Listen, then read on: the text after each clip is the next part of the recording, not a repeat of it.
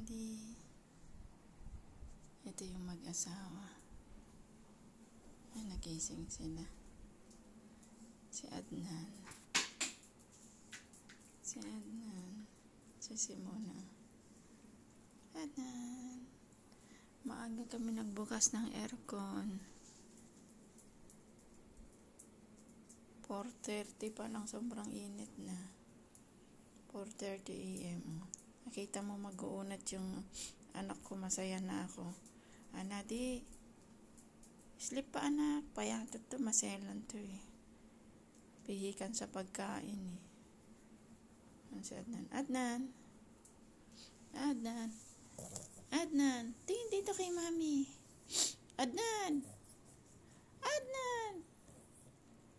Kaya lagi ako nagpapalit ng bedsheet eh, kasi nginungod-ngod yung nguso. Si Simona, ayaw gumalaw ni Simona, tinatamad pa. Ginawa mo na antok pa lab. Antok pa anak ko.